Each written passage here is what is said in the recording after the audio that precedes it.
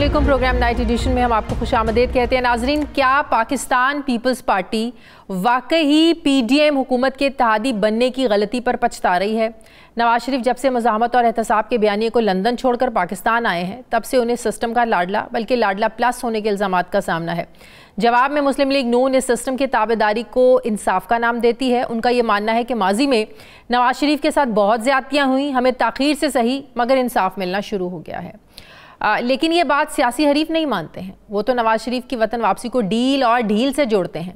Jail जाए बगैर नवाज शरीफ को अदालतों से मिलने वाले रिलीफ को भी स्पेशल ट्रीटमेंट कहा जा रहा है। पाकिस्तान पीपल्स पार्टी के हसन मुर्तज़ा ने तो नवाज शरीफ को लाडला प्लस करार देकर मुबारकबाद भी दी है। दूसरी तरफ एक तासुर ये भी है, जो सियासी जमातें आज नून लीग पर तनकीद कर रही हैं, उन्हें जमहूरियत का नहीं बल्कि ख़ुद को नज़रअंदाज किए जाने का शायद गम खाया जा रहा है। वो चाहती हैं कि नून लीग ही आखिर इतनी अहम क्यों, हम क्यों नहीं?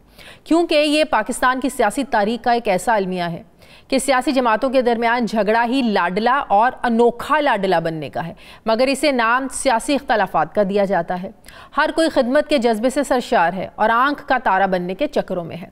सवाल यह है कि पाकिस्तानी सियासत गुड टू सी यू और लाडलाइज्म से आखिर कब बाहर निकलेगी? सियासतदानों को जब अच्छे से पता है कि यहाँ हीरो से विलन बनते देर नहीं लगती, तो सियासतदान माजी की तल्ख मिसालों से सीखने के लिए आखिर तैयार क्यों नहीं रहते? इस सारे सियासी मंजरनामे पर पाकिस्तान पीपल्स पार्टी क्या सोचती है? मुस्लिम लीग नून तो इलेक्शन से पहले मुज़ाकरात के हक में नहीं है। बज़ाहिर नून लीग इक़्तिदार हासिल करने के बाद ग्रैंड डायलॉग की तरफ जाना चाहती है, मगर मुश्किलात में घिरी पाकिस्तान तहरीक इंसाफ चाहती है कि इलेक्शन से पहले सियासी जमातों को एक टेबल पर बैठना चाहिए।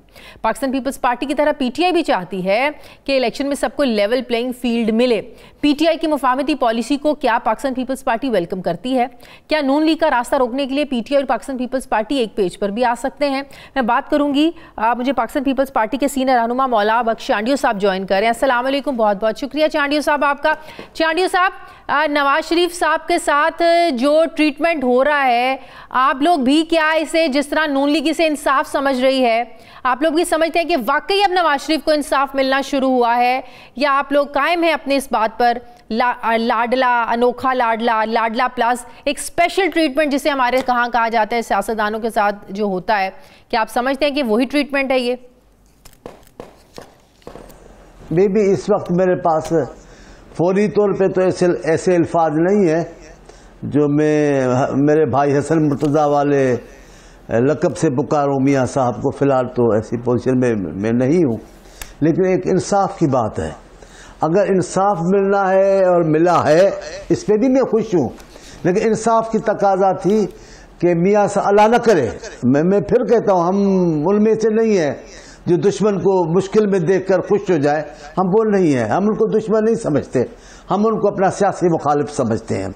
और जब से पीपल्स पार्टी ज़ियाउल हक के अताब में आई है, पहले दिन से ही नून लीग ज़ियाउल हक के साथ थी, उन्हीं के साथ चली।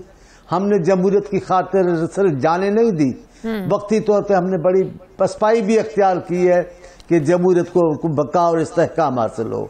हमने फिर नवाज लीग के साथ बात भी की, चले भी, साथ भी दिया। लेकिन अभी इस मौके पर मैं ये नहीं चाहता कि वो जेल में हो, लेकिन एक बात इंसाफ की है, वो जिस पोजीशन में गए थे, अगर उस पोजीशन में पहले वापस आते, कोर्टों से उनको रिलीफ मिलता और उनको कोर्ट आजाद करती। पोजीशन तो उनकी बीमार वाली थी, अब बीमारी की पोजीशन में तो वापस नहीं आ सकते थे ना, अल्लाह उन्हें सेहत दे। अल्लाह, अब कोई नहीं, वो तंदुरुस्त है, तब तो मुकाबले के लिए आए हैं, वज़ीर-ए-आज़म बनने के लिए आए हैं, वो तंदुरुस्त है। बाकी अगर वहां से आकर, जेल से आकर अपनी बेल करवाते, कोर्ट से बेल आज़ाद होते, कितना हमारी भी गर्दन ऊंची हो जाती कि एक सियासतदान बाउसूल सियासतदान है। गए भी थे तो कोई बात नहीं, कैदी थे, आए हैं तो भी कोर्ट को मुंह देने पर ऐसा तो नहीं। 2018 में जिसे आप अनोखा लाडला कहते थे, जिसे आप लोग कहते थे कि अनोखा लाडला जो खेलने को चांद मांगता है, आपको लगता है कि बिल्कुल ये वैसा ही अनोखा लाडला बनने आ गए हैं नवाज शरीफ? ये सबसे पहले मैंने ही जुमला इस्तेमाल किया था चौधरी निसार अली खान साहब के लिए। मैंने कहा था कि वो असेंबली खेलने को मांग रहे हैं, और ऐसे ही हुआ, उनको असेंबली खेलने के लिए मिली और नतीजा आपने देख लिया। अब मैं ये नहीं कह रहा, लेकिन मैं सिर्फ ये कह रहा हूं कि जिस अंदाज से गए थे, आप कैद में से गए थे, आप इलाज के लिए गए, कैदी थे, आते भी उस हैसियत में यहाँ आकर वही अदालतें, वही यही। लेकिन नून लीग कहती है ना कि गलत सजाएं मिली, जिन्होंने सजाएं दी वो भी माने कि हमने गलत सजाएं दी। जी बीबी मैं ये आप मेरी बात जरा पूरी होगी तो फिर आपका सवाल भी अच्छा बनेगा। मैं ये नहीं कह रहा हूं कि उनको सजाएं दुरुस्त मिली, मैं ये नहीं कह रहा। उनको सजाएं गलत थी, उनका उतरना गलत था, गैर तरीके जिस तरीके से उतारा गया उनको, जिस तरीके से उनको सजाएं दी गई वो तो सबके सामने है। हमारे जस्टिस निसार साहब जो जिस अंदाज से करके गए वो कोई मामूली बातें नहीं है उनकी। हम जिन जजों को तारीख हम समझते हैं माफ नहीं करेगी, चौधरी साहब भी उन्हीं में से हैं, उनको भी याद करेगी दुनिया। तो क्या किया उन्होंने मियां साहब के साथ? नहीं, वो तो कालाबाग डैम भी बनाने चले गए थे। पैसे भी जमा किए उन्होंने, फिर क्या हुआ मुझे नहीं पता हुआ।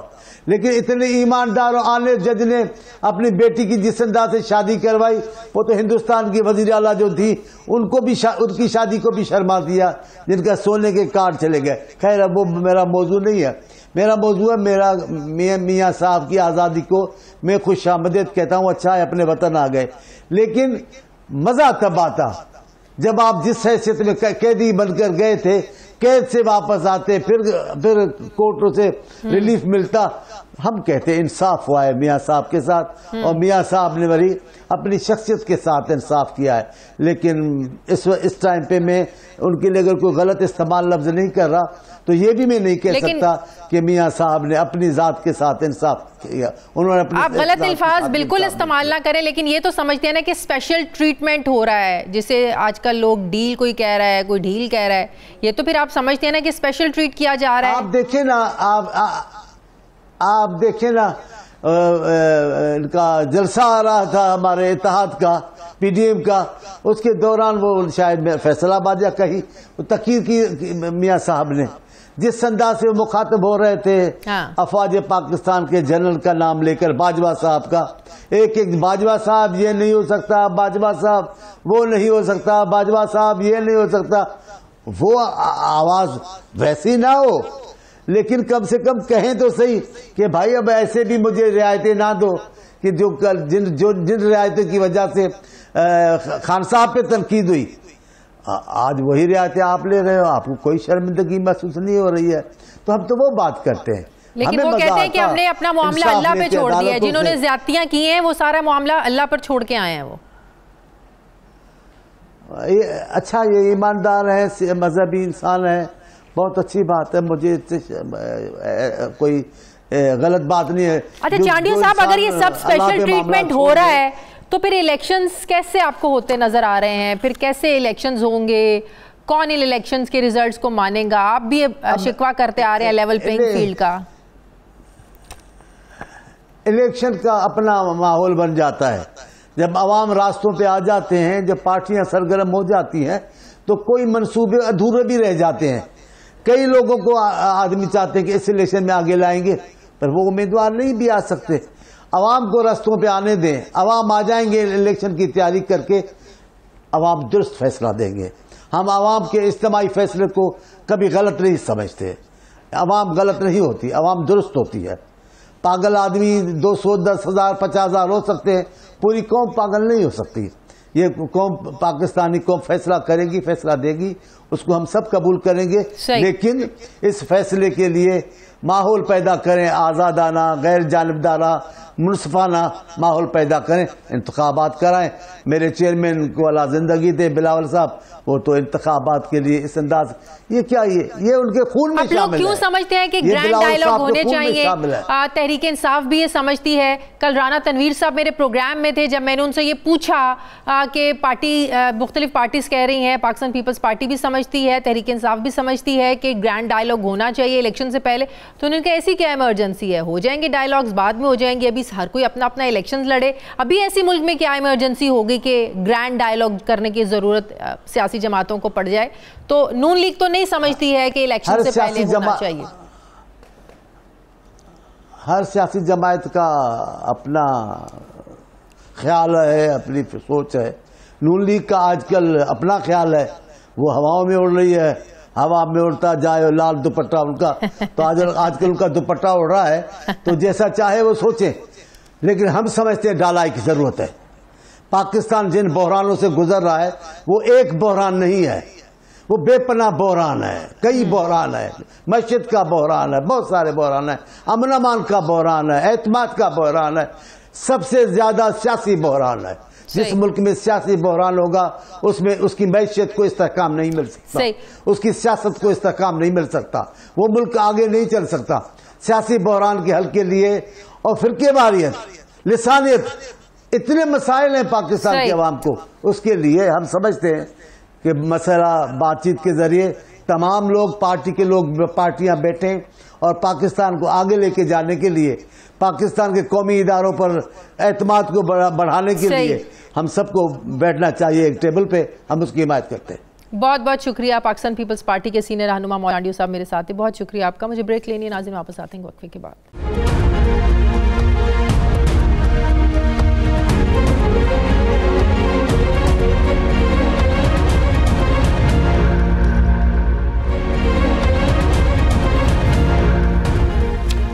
ब्रेक के बाद एक बार फिर से आपको खुशामदीद कहते हैं। नाज़रीन, पाकिस्तानी सियासत में जो तख्ते लाहौर को सर करता है वही हुक्मरानी का ताज पहनता है। किंग्स पार्टी का तासुर लेकर वजूद में आने वाली इस्तेहकाम पाकिस्तान पार्टी ने नाना करते कल अपना पहला जलसा कर लिया, अच्छा शो किया। मगर हैरत की बात यह है कि IPP ने मुल्की सियासत का गढ़ समझे जाने वाले लाहौर में पावर शो करने की बजाय खानेवाल की एक तहसील जहानिया को चुना। जहाँ तक ये मामला था दूर करने का, चलें वो भी ठीक, मगर अगली हैरत की बात यह है कि IPP ने 9 दिसंबर तक जिन मुख्तलिफ शहरों में 7 जलसे करने का शेड्यूल दे रखा है उनमें भी लाहौर का दूर दूर तक नाम नहीं है। सवाल यह है कि क्या इस्तेहकाम पाकिस्तान पार्टी लाहौर में पावर शो करने से खौफजदा है? कोई भी नई सियासी जमात अपनी जगह बनाने के लिए लाहौर का इंतखाब करती है, क्योंकि जब लाहौर बोलता है तो फिर सारा पाकिस्तान बोलता है। हैरत यह भी है कि पार्टी के सदर अलीम खान खुद लाहौर से हैं, अच्छा खासा असर रसूख रखते हैं, तो लाहौर की सियासी अहमियत को आखिर नज़रअंदाज क्यों किया जा रहा है? कल जलसे में जहां जहांगीर तरीन ने नफरत की जगह मुफाहमत की सियासत करने का ऐलान किया, उसी जलसे में पार्टी सदर अब्दुल अलीम खान ने अपने साबिक कप्तान के खिलाफ वो चार्जशीट पेश करते रहे और सवाल पूछते रहे कि किधर हैं वो बुज़दार जिसके लिए जहांगीर तरीन और अलीम खान को साइडलाइन किया गया था। सवाल ये है कि कल तक जहांगीर तरीन और अलीम खान PTI में थे तो बाकी सारी जमातों को विलन मानते थे, आज अपनी पार्टी बनाई है और अपोजिशन जमातों को दुश्मन ना समझने का ऐलान भी कर दिया। मुफाहमत की सियासत है, अच्छी बात है। एक पहलू ये भी है कि जब से लोगों ने नवाज शरीफ की जहांगीर तरीन के हेलीकॉप्टर से शाही किले में उतरने की फुटेजेस देखी हैं, तब से ये चहमगोइयाँ हो रही हैं कि नून लीग और IPP में बैकडोर कुछ तो चल रहा है जिसकी पर्दादारी है। तहरीक इंसाफ छोड़ने वाली अली जैदी का तो मानना है कि IP का मुकद्दर ही नून लीग की B टीम बनना है। सवाल यह है कि ये जो तासुर है इस्तेहकाम पाकिस्तान पार्टी के हवाले से, उसके बाद ये अपना वोट बैंक कैसे क्रिएट कर पाएंगी? B टीम होने का इल्ज़ाम क्यों इस्तेहकाम पाकिस्तान पार्टी पर लग रहा है? जहांगीर तरीन ने कल जलसे में जहाँ नया पाकिस्तान के अधूरे मिशन को मुकम्मल करने की बात की, वहीं IPP ने मुफ्त बिजली और सस्ता पेट्रोल समेत कई सुहाने ख्वाब भी आवाम को दिखाए। क्या पुराने लोगों के साथ इस्तेहकाम पाकिस्तान पार्टी जो है कुछ नया कर पाएगी? क्या बाकी सियासी जमातों की तरह IPP को भी ये लगता है कि नवाज शरीफ के साथ खुसूसी सलूक हो रहा है? मैं बात करूंगी। मुझे ज्वाइन कर रहे हैं इस्तेहकाम पाकिस्तान पार्टी के सीनियर रहनुमा ओन चौधरी साहब। अस्सलाम वालेकुम, बहुत बहुत शुक्रिया ओन चौधरी साहब आपका। ओन चौधरी साहब, इसमें कोई शक नहीं है कल जहानिया का जो जलसा था अच्छा था, बड़ा जलसा था, लोग आए, बड़ी तादाद में आए, लेकिन बात यह है कि जो दिसंबर तक का आप लोगों का शेड्यूल है उसमें लाहौर शहर शामिल क्यों नहीं है जलसे में? क्या कोई खौफजदा हैं आप लोग कि लाहौर से लोगों को इकट्ठा करना, जहां PTI का इतना असर रसूख रहा है, PTI का इतना एक स्ट्रॉन्ग वोट बैंक आज भी मौजूद है, क्या ये चीज़ खौफजदा करती है कि शायद कहीं हकीकत खुलकर सामने ना आ जाए? बिस्मिल्लाहिर्रहमानिर्रहीम। शुक्रिया शाजिया। देखें, जब सियासी माहौल बनता है और सियासी आप सियासत में जब अपना ये नहीं देखते कि कहाँ पे किसकी क्या स्ट्रेंथ है, आपके सियासी लोग जो जैसे आपको ज्वाइन करते हैं। जो जहानिया के जलसे की पहले मैं बात करना चाहूँगा, ये जहानिया तहसील है खानेवाल की, और ये एक छोटी तहसील है जिसमें हमारा एक NA के कैंडिडेट है।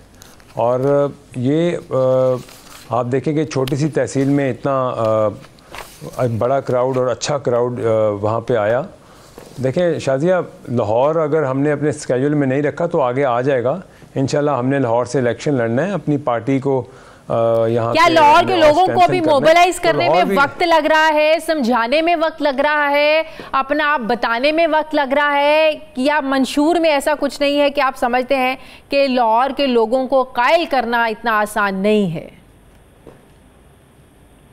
देखें शाजिया, मैं ख़ुद लाहौर से हूँ। लाहौर जागता है तो पाकिस्तान जागता है। yes. और लाहौर से मैसेज आता है कि सियासत पाकिस्तान की किस रुख जा रही है। इंशाल्लाह हमने लाहौर में अपने जलसे भी करने हैं, हमने अपनी कैंपेन भी चलानी है, और आप देखेंगी हमारे कैंडिडेट भी खड़े होंगे लाहौर में, और उनकी भरपूर एक जो है वो कैंपेन होगी। मतलब कि बाकायदा ये स्ट्रैटेजी के साथ आप लोगों ने लाहौर को लेट रखा है, डिले रखा है, बाकायदा ये क्या किसी स्ट्रैटेजी का हिस्सा है, और इसके पीछे वजह क्या है? देखिए शाजिया, अभी तो इलेक्शन डेट अनाउंस भी नहीं हुई है, और आप देखें दूसरी जमातों ने तो ये जलसे जुलूस शुरू भी नहीं किया, सिर्फ एक जलसा बड़ा हुआ है PMLN का लाहौर में। तो जैसे ही सियासी माहौल बनेगा, इलेक्शन डेट अनाउंस होगी, और आप देखेंगे एटमॉस्फेयर बनेगा, और हम अपने जलसे करेंगे, लाहौर में भी करेंगे, क्योंकि हम ये कोई नई चीज़ तो है नहीं हमारे लिए। अगर हम पिछली जमात में थे तो वहाँ पे भी यही सब कुछ करते थे, और हमारे लिए ये कोई नया नहीं है कि हमने कहीं जलसा करते हुए घबराना है। मोबिलाइज़ करना है वोटर को, आवाम को, इंशाल्लाह हम करेंगे, हम मोटिवेट करेंगे, अपना मैसेज लेके जाएंगे। और क्या चाहती है आवाम? आवाम तो रिलीफ चाहती है, आवाम चाहती है, आवाम तंग आ गई है अब सब दावों से, सब झूठी बातों से। आवाम के लिए अब कुछ करना पड़ेगा, वरना ये आवाम हमें माफ नहीं करेंगे। पिछले 16 महीनों की PDM हुकूमत से तंग आ गए हैं आवाम। देखें मैं आपको पहले एक बात बताऊं, हमें अब इस चीज़ से भी निकलना चाहिए, इल्ज़ाम तराशी से, उसने ये कर दिया, उसने वो कर दिया। मेरी ये गुजारिश है कि हम पाकिस्तान के फ्यूचर का सोचें, चाहे सबको मिल के सोचना पड़े, चाहे आपको अपने हरीफ के साथ भी बैठना पड़े कल को, तो आप पाकिस्तान का बेहतर फ्यूचर कैसे लेके आएंगे, आपको इसके लिए सियासत करनी है। आपको ये नहीं करनी कि हमने उसके ऊपर हमने ये इल्ज़ाम लगाना है, उसके ऊपर ये इल्ज़ाम लगाना है। मेरा जो पॉइंट ऑफ व्यू ये है कि पाकिस्तान मुस्तहकम होगा, पाकिस्तान मुआशी तौर पर मुस्तहकम होगा, सिक्योरिटी पाकिस्तान की बेहतर होगी, पाकिस्तान तरक्की करेगा, हम सब तरक्की करेंगे, फले फूलेंगे। अगर इस मुल्क के गरीब को आटा नहीं मिलेगा, अगर इस मुल्क के गरीब को जो पेट्रोल नहीं मिलेगा सस्ता, तो हमारा मुल्क कैसे आगे जाएगा? मज़दूर को उसकी जितनी मिलती है सैलरी, अगर उसमें गुजारा ही नहीं है, तो ऐसी सियासत को क्या करना है? ऐसे इल्ज़ाम तराशी को क्या करना है? आपको अच्छा बेहतर फ्यूचर देना है अपने पाकिस्तान की आवाम को। ये हमारी सियासत होनी चाहिए। जब से नवाज शरीफ साहब वापस आए और आप उनको इस्तकबाल करने के लिए गए, बड़ी तनकीद हुई आप पर, आपकी पार्टी ने आपको शोकॉज भी किया, फिर आपने वजाहत भी करी कि आपने पार्टी को बताकर जाना मुनासिब नहीं समझा। कल अली जैदी साहब ने भी एक बात की, उन्होंने कहा कि एक मफरूर कौन चौधरी ने तो इस्तकबाल किया है, आप लोग तो B टीम बनकर रहेंगे नून लीग की। तो ऐसे क्या मजबूरी थी कि जिस दिन अली जैदी साहब ने कहा कि ओन चौधरी ने एक मफरूर का इस्तकबाल किया है, और आप लोगों की जो पार्टी है ये नून लीग की B टीम बनकर ही हमेशा रहेगी, ये अली जैदी साहब ने बात की है। तो बात ये है कि क्या उस दिन जाना बहुत ज़रूरी था? पार्टी को बताए बगैर क्यों इतनी उजलत में आप गए नवाज शरीफ को रिसेप्शन देने के लिए? मुझे ये पता है आपने मेरे से ये सवाल ज़रूर पूछना था। देखें, सबसे पहले तो मैं अपनी जमात को आंसरेबल हूँ, और मैंने अपनी लीडरशिप को बाकायदा उसका बता दिया है, और मेरी बिल्कुल जमात मैं एक ओहदा रखता हूँ पार्टी का, और वजाहत भी मैंने अपनी जमात को दे दी है, और मुझे मेरा ये फ़र्ज़ है कि मैं अपनी जमात को जो मेरे से वो वजाहत मांगे मैं दूँ। बिल्कुल मैं अपनी ज़ाती हैसियत से गया, और मैंने अपनी लीडरशिप को उसका जवाब दे दिया है। दूसरी बात जो आपने जिन साहब की है, मैं इस पर कोई कमेंट नहीं देना चाहता, क्योंकि मैं उस लेवल पे आना नहीं चाहता। मुझे सब पता है कि ये मेरे अपने ही लगाए हुए सारे उस बाग के फूल हैं जिनमें अब मैं कुछ कहना नहीं चाहता। बस मेरे लिए मैं इतना ही कहूँगा, वो अपनी, लेकिन आपको नहीं लगता कि इससे अपनी एक ट्वीट को वायरल करने के लिए ऐसी बात करें?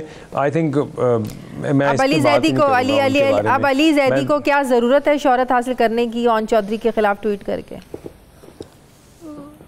चले मैं इस पे छोड़ देना आप उनकी, मैं कोई समझता नहीं, इंपॉर्टेंस नहीं समझता इस ट्वीट की। आप और कोई बात करें, चले वो मेरे लिए ये ट्वीट कोई इंपॉर्टेंस नहीं रखती। लेकिन आम वर्कर के लिए जो इस्तेहकाम पाकिस्तान पार्टी का एक वर्कर है वो तो कंफ्यूज होगा ना कि हम नवाज शरीफ के साथ हमारा लीडर देखिए शाजिया, मैं आपको ये अर्ज़ कर दूं कि मैंने जो बात की आपसे कि मेरी पार्टी लीडरशिप को मैं जवाब दूं, और बिल्कुल मैंने उनको जो है अपनी वजाहत कर दी है। और रही बात कि ये कोई मेरा ख्याल से कोई गुनाह कबीरा नहीं है जिसका, अगर हमें तो आवाम को देखें, कल हमारी लीडरशिप ने भी अवामी बात की है, आवाम के मसाइल पे बात की है, आवाम के लिए जो करना है वो हमने उस पर बात की है। अपने वोटर को कैसे मोटिवेट करना है, ये तो नहीं कि किसी को जाके किसी से तस्वीर खिंच जाए। आप पिछली हिस्ट्री उठा के देखें, कल को 10 तो गिरेबा होते हैं आप सियासत में, कल को फिर इकट्ठे बैठे होते हैं। So I think this is not a big issue. आप मोटिवेट करें अपने वोटर को बता के कि हम आपके लिए करने क्या जा रहे हैं, हम आपको रिलीफ क्या देंगे। कि किसी से तस्वीर आने के बाद मेरा वोटर जो है वो डिसहार्ट होगा, तो मैं उसका रिस्पॉन्सिबल हूँ। मैंने अपने वोटर को कैसे मोटिवेट करना है, उसको कैसे मैंने बताना है, कैसे कायल करना है कि आपने मेरी जमात को क्यों वोट देना है, मैं आपके लिए क्या कर सकता हूँ, मेरी जमात की लीडरशिप आपके लिए क्या करने जा रही है। तो वो हम अपने मंशूर में आप सबको बता सकते हैं। ये भी कहेंगे कि आइंदा मैं पार्टी को बताए बगैर नहीं मिलूंगा नवाज शरीफ से या शहबाज शरीफ से। ऑफ कोर्स मेरी लीडरशिप, अगर मुझे कहीं जाने से ऑब्वियसली वजाहत मुझे करनी है और मैं जवाब दूँ। ये डिसिप्लिन तो यही कहता है और मैं डिसिप्लिन को फॉलो करूँगा जी। ठीक है। अच्छा, एक और बड़ी बहस रही, IPP के एक रहनुमा कहते रहे कि नवाज शरीफ के लिए जो हेलीकॉप्टर इस्तेमाल हुआ वो तरीन साहब का था। दूसरे रहनुमा फयाज चौहान कहते हैं कि नहीं नहीं नहीं, वो तो जहांगीर तरीन का था ही नहीं। तो इन चीज़ों पर बहस में बड़े उलझे रहे आप लोग, आपकी पार्टी के लोग। तो ये भी क्लैरिफिकेशन उस तरह खुल के सामने नहीं आई कि वाकई जहाज़ था तरीन साहब का, नहीं था, किसका जहाज़ उन्होंने इस्तेमाल किया। देखें, ये बहुत आई थिंक ऐसी कोई बात नहीं है। वो जो वजाहत की है, आई थिंक वो एक कंपनी को चार्टर करते हैं तो वो उन्होंने वहाँ से लिया होगा, ये कोई बात नहीं है। नहीं, किसकी बात तो कोई नहीं इसमें इतना बड़ा। अगर उन्होंने हाँ, लेकिन जब एक पार्टी के दो लोग मुख्तलिफ बातें करेंगे तो पार्टी के अंदर क्या क्रेडिबिलिटी रह जाएगी कि एक पार्टी का बंदा उठ के कोई बात कर रहा है, दूसरा पार्टी का मुझे नहीं पता कि किन दो लोगों ने बात की है, मुराद राज साहब ने और फयाज चौहान साहब। ये बहुत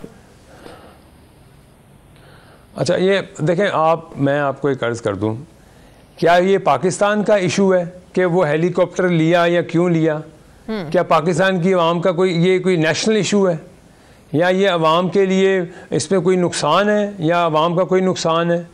मकसद तो ये है, ये इस बात को करना तो वक्त का ज़ाया करने वाली बात है कि फयाज मेरा जो भाई है उन्होंने क्या कहा या मेरे दूसरे भाई ने क्या कहा।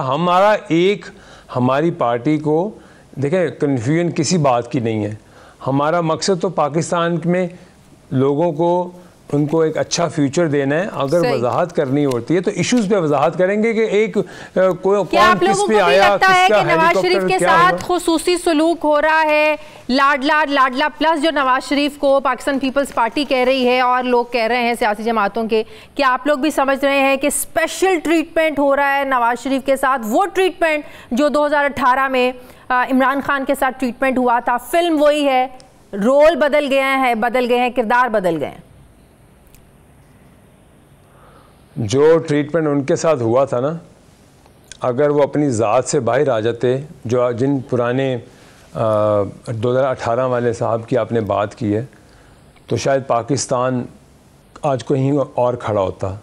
जो ट्रीटमेंट उनके साथ, जिस तरह इदारे उनके साथ खड़े थे, जिस तरह अदालतें उनके साथ खड़ी थीं, जो उन्होंने पाकिस्तान के साथ किया है ना, वो आपको भी पता है शाजिया, और मुझे भी पता है, और पाकिस्तान की आवाम को भी पता है। ऐसा पाकिस्तान की तारीख में कभी नहीं हुआ कि हर कोई आपके पीछे खड़ा और आप फेल हो जाएं।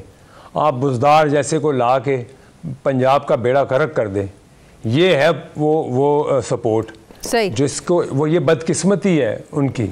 तो मेरे ख्याल से ये कहना कि किसको कितना लाडला, पाकिस्तान में ऐसा लाडला नहीं आया था, लेकिन उनकी बदकिस्मती और उनकी नीयत अच्छी नहीं थी। जब नीयत में ज़ात आ जाए और जब नीयत में आपको ये आ जाए कि मेरे से आगे कोई नहीं है और तो आप लोग समझते हैं कि नवाज शरीफ के साथ खुसूसी सुलूक नहीं हो रहा जो 2018 में इमरान खान के साथ हुआ? जब आपको लगे कि अवाम का मुफाद बाद में, मेरे मुल्क का बाद में और मेरी ज़ात पहले है, तो मेरे ख्याल से इससे बड़ी बदकिस्मती नहीं है। किसके साथ कैसा सलूक हो रहा है?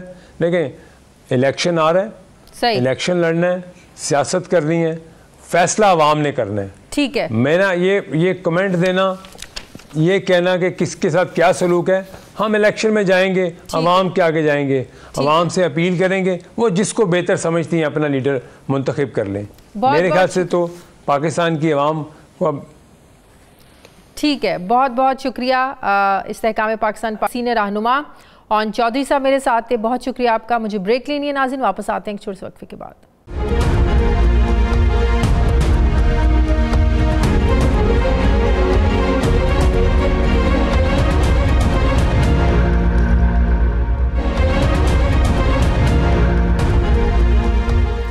ब्रेक के बाद एक बार फिर से आपको खुशामदीद कहते हैं नाज़रीन। आहिस्ता आहिस्ता ही सही लेकिन पाकिस्तान में आम इंतखाबात का एक माहौल तो बनता हुआ नज़र आ रहा है। तारीख का बाकायदा और हतमी ऐलान तो नहीं हुआ है, लेकिन अंदाजे लगाए जा रहे हैं कि पाकिस्तान में जनरल इलेक्शन अगले साल 28 जनवरी या जनवरी के आखिरी हफ्ते में हो जाएंगे।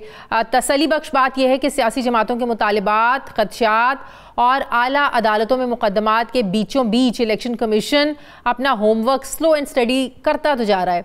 इलेक्शन कमीशन ऑफ पाकिस्तान न सिर्फ इब्तदाई हल्का बंदियों की फहरिस्तें तैयार कर चुका है, बल्कि इस पर एतराज़ात की तफसील भी सामने आ गई है।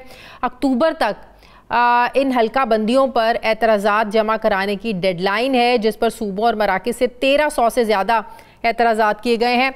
इब्तदाई हल्का बंदियों पर एतराज़ात दूर करने के लिए 30 अक्टूबर से 30 नवंबर तक समातें होंगी और तब तक फिर हतमी इलेक्शन का जो शेड्यूल है उसका एक्सपेक्टेड है कि ऐलान कर दिया जाएगा। मगर सवाल यह है कि इसके बावजूद अभी भी कुछ स्टेक होल्डर्स को लग रहा है कि इलेक्शन वक्त पर नहीं होंगे और इसमें ताख़ीर होगी। सदर पाकिस्तान आरिफ अलवी और पीपल्स पार्टी को अभी भी यकीन नहीं है कि इलेक्शन जनवरी में हो पाएंगे, जबकि मौलाना फजल रहमान का ये मानना है कि जनवरी में तो बालाई इलाकों में बर्फ़बारी होती है, तो ऐसे में इलेक्शंस कैसे होंगे। नाज़रीन, दिलचस्प बात यह है कि सदर आरिफ अलवी को ये लगता है कि इलेक्शन कमीशन के जो ताख़ीरी हरबे हैं इनसे इंतखाबात जनवरी में नहीं हो सकते। चेयरमैन PTI को लगता है कि सदर आरिफ अलवी ने इलेक्शन के हवाले से कोई अपना रोल प्ले ही नहीं किया और अब चीफ जस्टिस ऑफ पाकिस्तान ने भी कह दिया है कि सदर मुमलिकत ने इलेक्शन की तारीख न देकर आईनी जिम्मेदारी पूरी नहीं की। तो फिर सवाल ये है कि इलेक्शन में ताख़ीर का जिम्मेदार है कौन। सवाल ये भी है कि आम इंतखाबात 90 रोज़ में कराने से मुताल्लिक आईनी दरख्वास्तें सुप्रीम कोर्ट में ज़ेर समात हैं और इलेक्शन की तारीख का IMF के मौजूदा और अगले प्रोग्राम से बराह रास्त ताल्लुक भी है। क्या इन हालात में इलेक्शन में ताख़ीर मुमकिन है और क्या कुछ सियासी जमातों के खदशात दुरुस्त हैं, इसी पर मैं बात करूँगी साबिक सेक्रेटरी इलेक्शन कमीशन सूबाई वज़ीर पंजाब कंवर दिलशाद साहब से। अस्सलाम वालेकुम, बहुत बहुत शुक्रिया कंवर दिलशाद साहब आपका। कंवर दिलशाद साहब, अभी भी लगता मुख्तलिफ सियासी जमातों को ये लगता है, सदर पाकिस्तान आरिफ अलवी साहब को ये लगता है कि इंतखाबात वक्त पर नहीं होंगे और इलेक्शन कमीशन ही ज़िम्मेदार है। चीफ जस्टिस ऑफ पाकिस्तान भी ये बात कर रहे हैं, वो सदर पाकिस्तान के हवाले से बात कर रहे हैं कि उन्होंने आईनी ज़िम्मेदारी पूरी नहीं की डेट ना देकर। तो कौन ज़िम्मेदार है इलेक्शन में डिले का, कंवर साहब? असूली तौर पर तो ये डिले जो हुआ है ये सुप्रीम कोर्ट ऑफ पाकिस्तान के उस वक्त के चीफ जस्टिस थे उमर अता बंदियाल ने, जब इलेक्शन कमीशन ऑफ पाकिस्तान ने जो कहा था कि हम 8 अक्टूबर को इंतखाबात करवा देंगे, तो उस शेड्यूल को जो उन्होंने कालदम करार दिया, तो अगर वो कालदम करार ना देते तो फिर इलेक्शन कमीशन ऑफ पाकिस्तान ने 8 अक्टूबर को इंतखाबात करवा देने। तो ये तो ज़ाहिर है कि उन्होंने कहा कि 14 मई को इंतखाबात करवाएं, 14 मई को इंतखाबात नहीं हो सकते थे, हालात ऐसे पैदा हो गए थे। जब इलेक्शन कमीशन ने शेड्यूल दे दिया था 8 अक्टूबर का, तो उसको बिला वजह उमर अता बंदियाल साहब ने, चीफ जस्टिस पाकिस्तान ने, उसको इलेक्शन कमीशन को पाकिस्तान के मामलात में मुदाखलत की और इलेक्शन कमीशन पाकिस्तान इस मुदाखलत के बारे में चीफ स्पीकर कौमी असम्बली और चेयरमैन सेनेट से भी उन्होंने कहा कि जनाब इन्होंने हमारे मामलात में मुदाखलत करके हमारी खिलाफ वर्जी की है उन्होंने कानून की। उसकी वजह से ये मामला बिगड़ता चला गया। अगर ये 8 अक्टूबर का शेड्यूल जारी रहता तो दरमियान में जो मरदमशुमार कहीं ना कहीं आपको लगता है कि नून लीग का, नवाज शरीफ की वापसी का भी सारे जो डिलेइंग टैक्टिक्स आप इसको कह ले या जो डिले हो रहा था, कहीं ना कहीं सियासी तौर पर ताल्लुक था? नहीं तो खुद हमें इनकी जो हमारी जो कदावर शख्सियात है उन पर हम कोई बात नहीं करते, हम करते हैं कानून के बारे में। अब आप ये पूछें कि जनाब बिला वजह चीफ जस्टिस पाकिस्तान में थे उस वक्त के उमर बंदियाल साहब, उन्होंने बिला वजह इलेक्शन कमीशन को मुदाखलत करके वो 8 अक्टूबर का नोटिफिकेशन कालदम करार दे दिया। आप मेरे अंदर बात हुई है इलेक्शन कमीशन में, वो कहते हैं कि अगर वो कालदम ना होता और दरमियान में जो मर्दमशुमारी का जो 5 अगस्त को जो आ गया था शेड्यूल, हम उसको तस्लीम ना करते। हम कहते नहीं जी हमारा इलेक्शन शेड्यूल आ चुका है, अब हमने नई मर्दमशुमारी के तहत हमने नई हल्का बंदियां नहीं करवानी, तो उन्होंने तो 8 अक्टूबर को इंतखाबात करवा देने थे, तो 90 दिन के अंदर इंतखाबात हो जा रहे थे। 8 अक्टूबर को ना होते 8 नवंबर को हो जा रहे थे। लेकिन बहरहाल ये चूंकि मामला अदालतों में चलता रहा, अदालतों ने बिला वजह इलेक्शन कमीशन पाकिस्तान के मामला, लेकिन हल्का बंदियों पर एतराज़ात तो थे ना, कुछ सियासी जमातें तो समझती थी ना कि नहीं हल्का बंदियों के मुताबिक होने चाहिए। फिर तहरीक इंसाफ भी 2022 में 21 में आपको पता है वो भी इसमें तरमीम करके गए थे कि आइंदा आने वाले इलेक्शन नई हल्का बंदियों के मुताबिक होंगे, तो आईनी तौर पर यह भी तो एक जिम्मेदारी थी। तो ये इलेक्शन कमीशन कैसे कह सकता था कि हल्का बंदियों नई हल्का बंदियों के बगैर इलेक्शन? इसमें एक और बड़ा टेक्निकल पॉइंट बताता हूँ मैं, जिस वक्त इलेक्शन ठीक है कि वो हमारा जनवरी 2022 में फैसला हुआ था कि मुश्तरका वफादात कौंसिल के तहत नई मर्दमशुमारी होनी है, हाँ जी, लेकिन उसके बाद हल्का बंदियां होनी है। लेकिन अगर इलेक्शन कमीशन पाकिस्तान का जो था 8 अक्टूबर वाला नोटिफिकेशन वो अगर बरकरार रहता तो इलेक्शन कमीशन पाकिस्तान की ये कानून है कि जब शेड्यूल जारी हो जाए तो फिर कोई वफाकी हुकूमत इलेक्शन कमीशन पाकिस्तान के मामले में मुदाखलत नहीं कर सकती। तो उन्होंने हल्का बंदियां नहीं होनी करनी थी और ना ही मर्दमशुमारी के रिजल्ट के तहत उन्होंने कोई नए सिरे से नई हल्का बंदी कराने का मजाज ही नहीं था इलेक्शन कमीशन। लेकिन बहरहाल उन्होंने सुप्रीम कोर्ट ऑफ पाकिस्तान ने इसको बिला वजह कालम करार दे दिया, तो वो इसलिए 90 दिन भी गुजर गए, 100 दिन भी गुजर गए, 120 दिन भी गुजर गए। अभी भी 90 रोज में कराने के हवाले से जो मामलात हैं ये सुप्रीम कोर्ट में ज़ेरे बहस हैं, इस पर समातें हो रही हैं, तो इस पर भी आपको लगता है कि ये अब इन चीज़ों का कोई जवाब रहा नहीं है? अब जब इलेक्शन कमीशन की तरफ से ये बात जनवरी की आ चुकी है तो ये सारे मामलात की क्या अहमियत फिर बाकी रह जाती है कंवर साहब?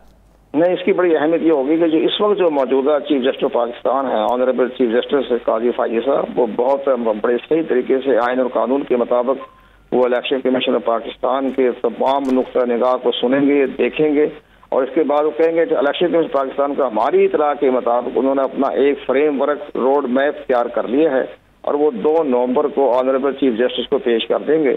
उसमें कह देंगे जी हल्का बंदियां 30 नवंबर को खत्म हो रहे, नोटिफिकेशन हो जाएगा, इसके बाद हम शेड्यूल जारी कर देंगे। लेकिन जो मौलाना साहब के एतराज़ात हैं, क्या उनकी वाकई कोई अहमियत नहीं है? जनवरी का KPK के जो इलाके हैं, बालाई इलाके, वाकई वहाँ पर बहुत इतनी ज्यादा बर्फबारी होती है, रास्ते सारे। आजकल का जो मौसम है ना शाजिया, बात ये आजकल का मौसम है स्मार्ट क्लाइमेट, वो हमारे जमाने का खत्म हो गया। वो जमाने में बर्फबारी पड़ती थी, वो तो अक्टूबर में सर्दी शुरू हो जाती थी, लेकिन अभी आप ये बात ना करें, दिसंबर का आखिरी 10 दिन और जनवरी का पूरा महीना वाकई इन जगहों पर, लाहौर में इतनी ठंड होती है और वहां तो मार्च तक कितनी ठंड रहती है, बर्फबारी रहती है। 97 में 3 फरवरी 97 को इंतखाबात हुए थे जिसमें कि नवाज शरीफ साहब दूसरी मरतबा प्राइम मिनिस्टर बने थे। 3 फरवरी में 28 जनवरी में क्या फर्क है? वो तो इलेक्शन हो गए थे, इसलिए कुछ तरह ज्यादा असर नहीं पड़ेगा। ये स्मार्ट क्लाइमेट है, इसको असर नहीं पड़ेगा, इंतखाबात हो जाएंगे, दुआ करें 28 जनवरी में इंतखाबात हो जाए। तो अगर आप बाकायदा शेड्यूल कब फिर अनाउंस होएगा ये हल्का बंदियों की समातों के बाद? जारी करेंगे। हमारी इतला के मुताबिक जो हमें जो खबरें मिल रही हैं उसमें ये 14 या 15 दिसंबर को इंतखाबी शेड्यूल जारी कर देंगे और उसमें ये 14 दिन के अंदर अंदर इंतखाबात करवाना इलेक्शन कमीशन की कानूनी जिम्मेदारी है। तो वो बनती है डेट 28 जनवरी में इंतखाबात हो जाएंगे। ठीक है, बहुत बहुत शुक्रिया कंवर दिलशाद साहब मेरे साथ है। मुझे ब्रेक लेनी है नाज़रीन, वापस आते हैं वक्फे के बाद।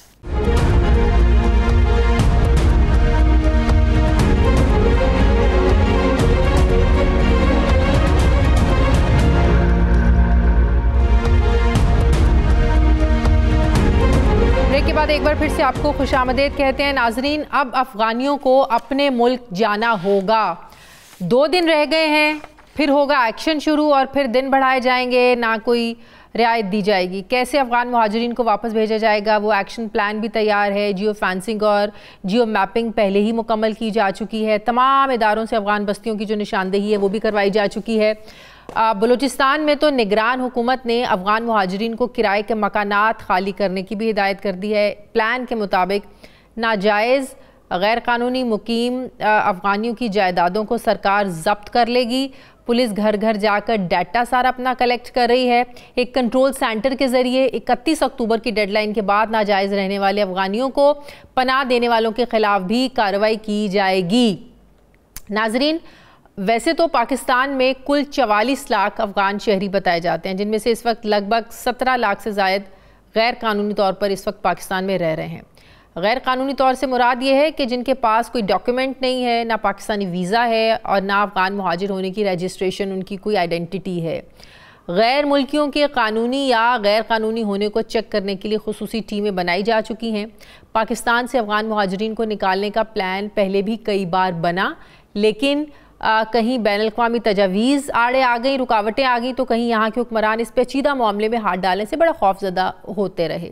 लेकिन इस बार पाकिस्तान पेचीदगी से संजीदगी की तरफ बढ़ रहा है। शायद इसी संजीदगी को देखते हुए अब तक लगभग 82,000 अफगान चमन बॉर्डर से अफ़गानिस्तान वापस चले गए हैं। नाजरीन, मैं अफ़गानिस्तान से आने वाले उन मुहाजिरीन की थोड़ी सी हिस्ट्री भी आपके साथ शेयर करना चाहती हूँ। जब 1989 में अफ़गानिस्तान पर रशिया ने हमला किया, एक जंग छिड़ी, तो उसके नतीजे में लाखों अफ़गानी बॉर्डर्स के ज़रिए पाकिस्तान में दाखिल हुए और पाकिस्तान ने उन्हें सिर्फ यूरोप या किसी मगरबी मुल्क की तरह मुहाजिर कैंपों में नहीं रखा, बल्कि पाकिस्तान ने उन्हें अपने मुल्क में आज़ादाना घूमने की आज़ादी दी, उन्हें आज़ादी मिली। इसके साथ जो हैरत अंगेज़ सलूक किया गया, इसकी मिसाल दुनिया में कहीं नहीं मिलती। आज अफ़गानियों ने यहाँ पाकिस्तानियों से शादियाँ कर रखी हैं, बड़ी बड़ी कोठियाँ हैं, ऊंचे ऊंचे प्लाज़ों के मालिक हैं, बड़ी प्रॉपर्टीज़ हैं, बल्कि कई लोगों ने तो पाकिस्तान में शनाख्ती कार्ड भी हासिल कर रखे हैं। वसाइल की कमी के बावजूद पाकिस्तान ने कई दहाइयों तक अफ़गान मुहाजिरीन के लिए भाई भाई वाली पॉलिसी ही रखी, लेकिन अब तो क्रैकडाउन करना होगा और ज़रूर होगा। अक़वाम मुत्तहिदा से भी अफ़गानियों को पाकिस्तान से निकालने पर हाथ हल्का करने का पैगाम आया है और कहा है कि अपना पाकिस्तान इस फैसले पर नज़रसानी करे, लेकिन हुकूमत पाकिस्तान ने अभी डेडलाइन या पॉलिसी में तो कोई नरमी नहीं दिखाई है। आखिर इन लाखों मुहाजिरीन को निकालना क्या इतना आसान होगा?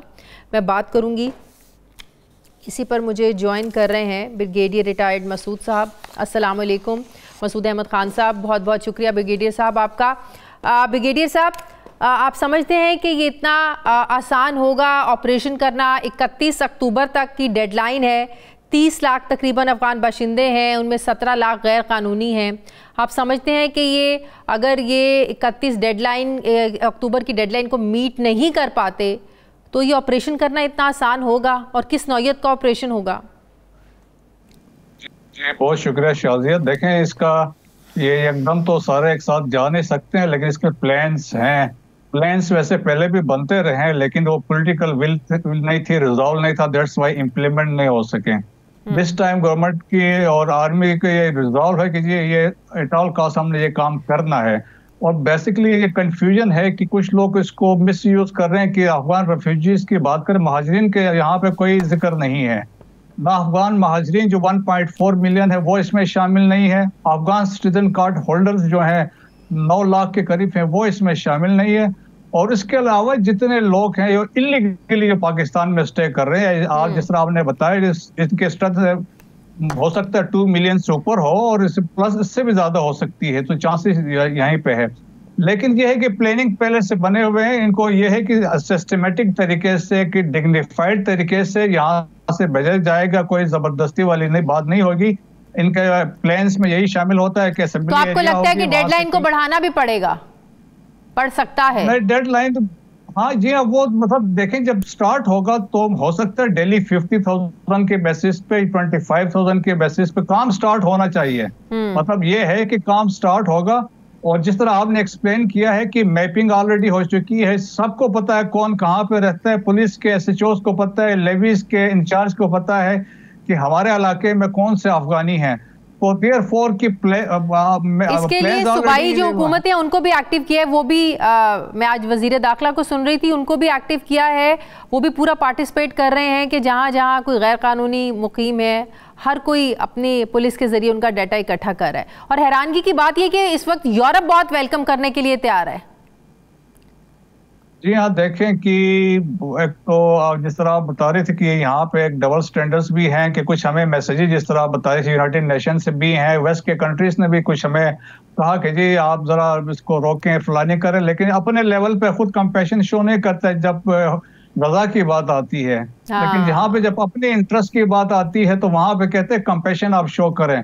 अनफॉर्चुनेटली आप देख लें कि अमेरिका ने प्रॉमिस किया था 1,56,000 अफगानों को वहां उन्होंने लेके जाना यहाँ से, तो मैक्सिमम वो 4,000 लेके गए हैं। 1,41,000 के करीब यूके ने लेके जाना था, उनमें से वो 3,000 लेके गए हैं। तो वो खुद जो कमिटमेंट्स थे वो खुद पूरे नहीं कर रहे, पाकिस्तान से कह रहे अपने कमिटमेंट्स पूरे करें। तो ये हमारे लिए वो तो मुमकिन नहीं है, क्योंकि हमने जो फैसले करने in the best interest of Pakistan करेंगे।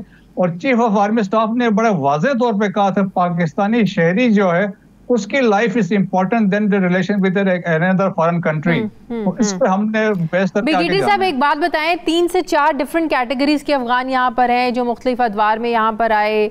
पहले कुछ ऐसे हैं जो यहाँ पर पैदा हुए, कुछ आपको पता है जब 2021 में आए जब अमेरिका अफगानिस्तान छोड़कर गया, कुछ यहाँ पैदा हुए, कुछ ने शादियाँ कर रखी हैं। तो ये सब कैटेगरीज के साथ आप समझते हैं कि एक जैसा ही सलूक किया जाएगा जो 2021 में आए, जो पहले आ चुके हैं, जो बहुत अरसे से मुख्तलिफ दिहाइयों से यहाँ पर आबाद है, सबके साथ एक जैसा ट्रीटमेंट होएगा? नहीं, मैं आपको एक्सप्लेन करता हूँ। देखें, रेफ्यूजीज में जो पहले तो आए हैं जो 79 के बाद आए थे, 2007 में इनकी बेसिकली फर्स्ट डॉक्यूमेंटेशन हुई थी और उनको proof of registration card issue हुए थे, तो वो legally they are staying in Pakistan.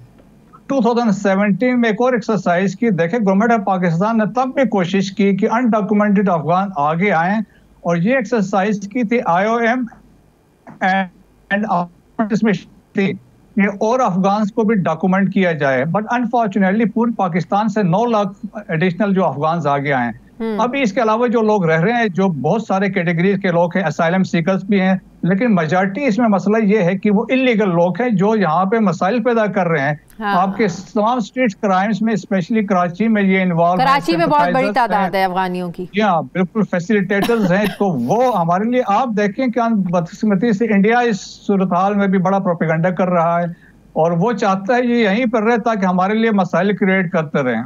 आप समझते हैं कि अफगानिस्तान से ताल्लुकात खराब हो सकते हैं इस सिचुएशन के बाद? ज़ाहिर है अफगानिस्तान भी तो नहीं चाहता। नहीं, देखिए ताल्लुकात खराब नहीं होंगे। पाकिस्तान एक सोवरेन कंट्री है और पाकिस्तान ने डिसीजन अपने इंटरेस्ट में लिया है। और देखें ना कि कैसे मुमकिन है कि आपके मुल्क के अंदर कि 20 लाख गैर फॉरेनर्स रह रहे हों, और आज देखें जो क्या हो रहा है। तो ये खुदा न खास्ता कुछ भी डेवलपमेंट हो सकती है, तो हमने पहले अपना घर को साफ रखना है, इसके बाद फिर आगे हमने दाएं बाएं देखना है। सो दैट्स वाई कि ये चीजें हमने करनी है। तो और कुछ मसला नहीं होगा। अफगान गवर्नमेंट को ऑलरेडी ऑन बोर्ड लिया हुआ है, फॉरेन ऑफिस इनके साथ इन टच है, तो कोई मसला नहीं है। देखिए शुरू में जब ये था, जब करज़ई की गवर्नमेंट थी और अशरफ गनी की हुकूमत थी, उस वक्त Afghan they were reluctant to go back to Afghanistan. उस वक्त रीजन ये देते थे कि वहां पे फुल फैक्टर्स नहीं है, वहां पे कोई इकोनॉमिक एक्टिविटी नहीं होगी, हम जाके वहां क्या करेंगे, प्रोसिक्यूशन के डर हैं। अभी ऐसा नहीं। अफगान गवर्नमेंट, जब से अफगान तालिबान आए तो वहां तो सिचुएशन जनरली वेरी पीसफुल है, तो इसलिए वहां पे कोई अक़वाम मुत्तहिदा की तरफ से भी हम पे प्रेशर आ रहा है। मैंने अपने इंट्रो में भी इसका जिक्र किया कि वो कह रहे हैं कि पाकिस्तान अपना ये जो फैसला है इसको मुअत्तल कर ले, इस पर नजर सानी करे। दुनिया ही हम पर क्यों प्रेशर डालना चाहती है? अभी आपने गजा का भी जिक्र किया, फ़लस्तीनियों का तो किसी को ख्याल नहीं है, फ़लस्तीनियों को तो कोई वेलकम करने के लिए तैयार नहीं है। अक़वाम मुत्तहिदा की जो अपनी करारदादें हैं उसको इसराइल, अमेरिका, यूरोप कोई मानने को तैयार नहीं है। तो सारा प्रेशर जो है हम जैसी जो कमज़ोर मैशियत वाली ममालिक हैं उन्हीं पर चलता है। देखिए इसीलिए तो एक सोवरेन स्टेट के तौर पर हमने एक डिसीजन लिया और हमने कहा इसको at all cost it will be implemented. Second ये है कि UNHCR हमें फंड जो किसी जमाने में कर रहा था वो नहीं कर रहे हैं। Even they are not paying 50% जो शुरू में पे कर रहे थे। अभी पहले ये था रिपेट्रिएशन जब भी होती थी तो $400 पर अफगान इंडिविजुअल फैमिली को मिलते थे, अभी उन्होंने 200 पे लेके आए हैं। तो लोग इस तरह रिलेक्टेंट है, फंड्स नहीं आ रहे, इनकी कंसंट्रेशन या attention is diverted to Syrian refugees in Turkey. वो दुनिया भर से हमें कोई फंड्स नहीं आ रहे, नहीं यूरोपियन यूनियन दे रही है या कोई यूनाइटेड नेशन के अंदर इदारे दे रहे हैं, तो ये वो बड़े मसाइल हैं। तो आप क्या समझते हैं कि सबसे पॉजिटिव इम्पैक्ट क्या होगा अफगानियों को वापस भेजने में? दहशतगर्दी के वाकयात में कमी आएगी?